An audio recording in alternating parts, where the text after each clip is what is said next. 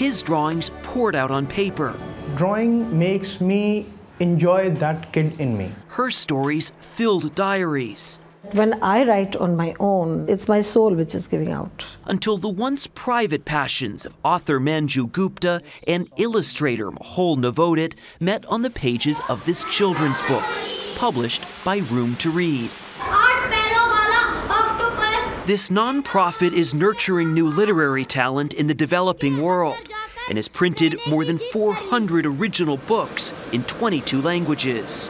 There are a lot of children's books in English. How is it to read a book in Hindi?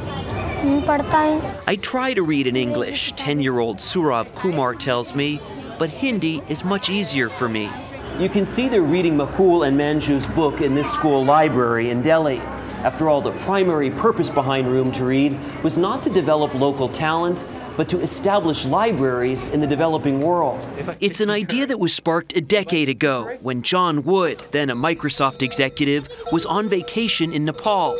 He was stunned to find a school library without a single children's book. And I asked the headmaster, what's the deal? Why is the library empty? And he said, you know, we're too poor to afford education, but until we have education, we'll always be poor. That realization led Wood to leave his job to start Room to Read, which is establishing a new library every 4 hours, 10,000 so far.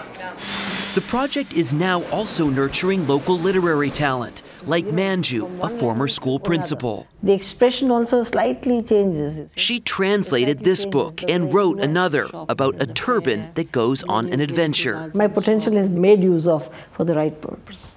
Must feel good. It's the best thing. It's the best thing. Finally, I draw the characters. And Mehul got his first chance to share his work too.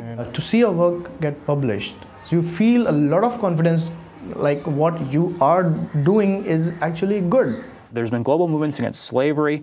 There's a global movement against malaria. I think we need to have a global movement to say that every single child deserves a chance to learn to read. It's John Wood's vision, Manju's words, and Mehul's pictures together, filling the pages of a book and the minds of another generation. Seth Doane, CBS News, New Delhi.